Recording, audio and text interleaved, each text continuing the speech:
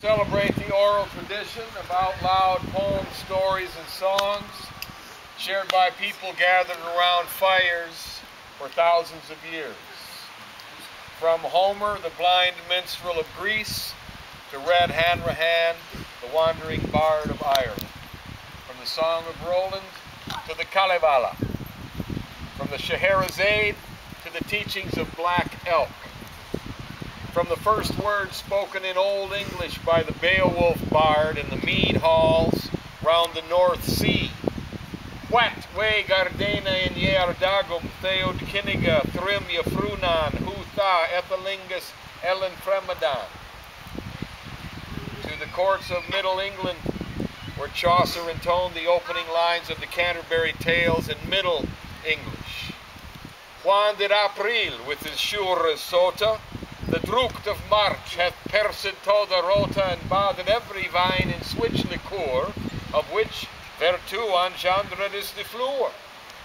Juan Zephyrus eke with his sweet breath and spirit hath, and every halt and hath the tender croppies, and the younge son hath in the ram his halfa corsi rana, and smale foolis maken melodia, it slepen al the nicht with open ear, so pricketh him nature in her courages, then along in folk till going on pilgrimages.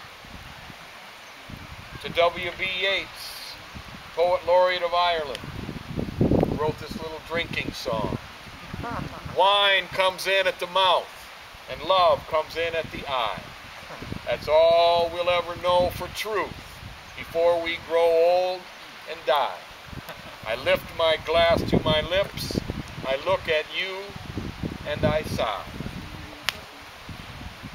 To Walter de la Mare, poet of Britain in the early 20th century, who wrote this little ditty called Summer Evening. The sandy cat by the farmer's chair mews at his knee for dainty fare. Old Rover in his moss green house mumbles a bone and barks at a mouse. Out in the fields the cattle lie, chewing the cud neath a fading sky. Dobbin at manger pulls his hay. Gone is another summer's day. This is the Beach Bards Bonfire, where everyone participates either by telling a story, saying a poem, singing a song, or just by listening. It is an open forum. Everybody's encouraged to get up and share something they know. The only rule we have here is you got to know it by heart.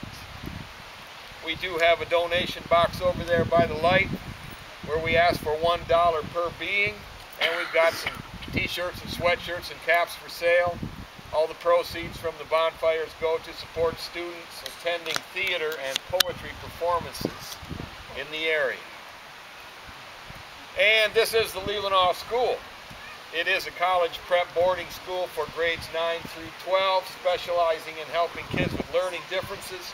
We've got lots of small, intimate, individualized, hands-on classes, lots of outdoor opportunities, and a beautiful campus, and a stunning place with really smart teachers. And if there's anything else that 10 miles north of Elk Rapids, they started a fire with big boulders around the fire, and that's been going on for nigh on to 30 years now, the Stone Circle. So if you ever get a chance to go to that, you should go. Luann Leckler is a musician who's been there all these years. Bob and I just didn't want to drive that far. We wanted to do our own thing in Glen Arbor. We had a good spot. We figured Sleeping Bear Bay was a good place to do a fire. So this is the start of the 23rd year. And thanks, Bob, for being the inspiration.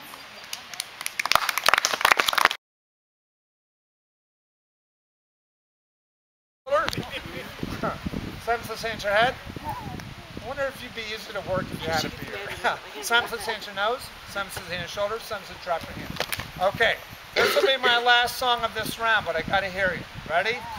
Let's sing the Wisconsin Milk Song.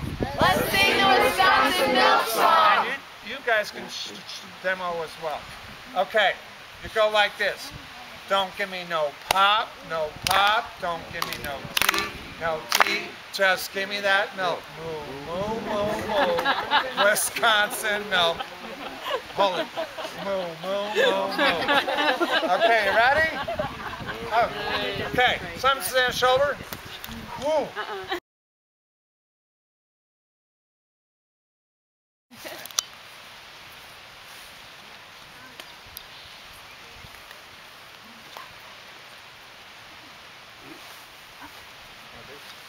It's full of the moon. The wolves dance out through brush and bush and bramble. They howl. They yowl. They growl. They prowl. They amble. They ramble. They scramble. They push through bush. They rush through brush. They yip and yap and hurr. They lark about and bark about with brambles in their fur.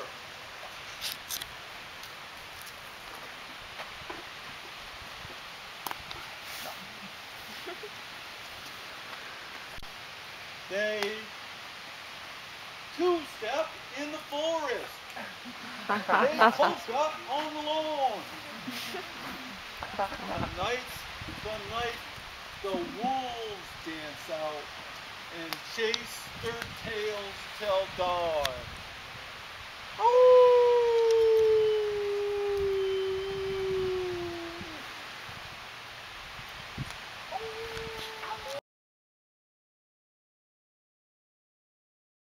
So quiet as a mouse. Sometimes I walk, sometimes I trot. It depends on whether it's cold or hot. I sleep real deep, swim kind of slow. Sometimes I paddle, sometimes I roll into the wind, roll in. Nice. Roll into the wind, roll in. Roll into the wind, roll in. Got him, Norm. Roll in. Roll in. Roll into the wind, roll in. Good boy.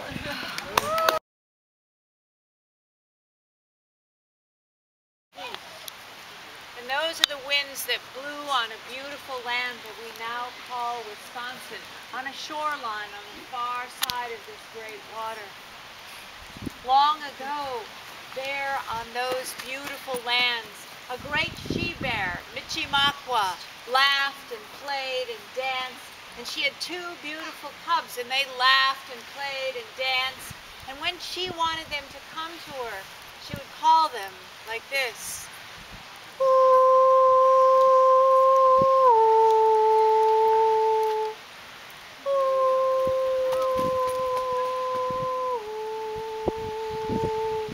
And the cubs would come to her. And so they lived easily for a long time. But finally, at one point, the great spirit, Gitchi-Manitou, saw fit to send fire and famine. And it drove Mishemakwa and the cubs down to the shoreline of that great water we now call Lake Michigan. And they stood for a long, long time there. And Mishemakwa lifted her great snout, and she knew danger, and she made a decision.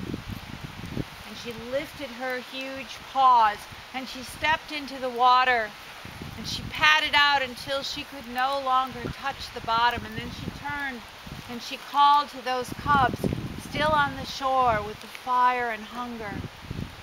And she called them, "Ooh, ooh." And the cubs lifted their smaller paws, and they stepped in to the water, and they padded out until they could no longer touch bottom. And so began the great journey. And some people say that it took hours, and some days, and some even that it took weeks. But however long it was exhausting, and the cubs fell behind. And when they did, Mishemakwa would swim back to one of them, and she'd take it by the scruff of the neck, and she'd pull it along for a little while. Making tracks in the prairie of cracks, there came a north-going Zax, and a south going Zacks. And it happened that both of them came to a place where they bumped. There they stood, foot to foot, face to face. See here now, the north-going Zack said. I say, you're blocking my path. You are right in my way. I'm a north-going Zacks and I always go north. Get out of my way now and let me go forth.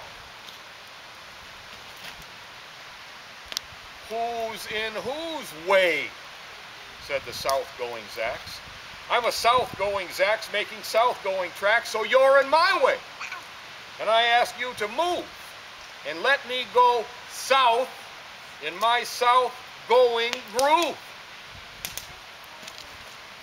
The north-going Zacks puffed his chest up with pride. I never, he said, take a step to one side. And I'll prove to you that I won't change my ways if I have to keep standing here for 59 days.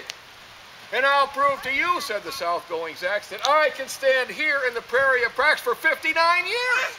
Because I live by a rule that I learned as a lad back in south-going school. Never budge.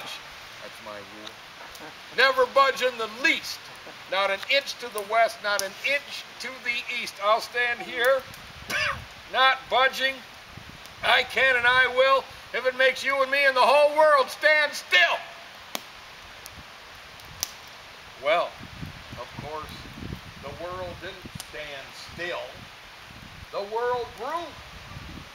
In a couple of years, a new highway came through, and they built it right over those two stubborn Zacks and left them there standing, unbudged in their tracks. And if you go down the right road and you go over the right bridge and you look at the right time, you can still see them to this very day, standing there, foot to foot and face to face. Two Zacks, two stubborn, two step aside, two let the other one go past.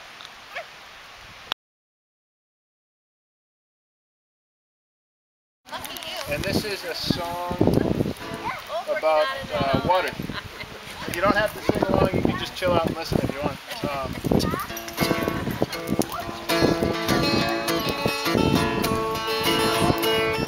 It's by Johnny Cash. If I can remember it. That tired of weeping willow, how to cry.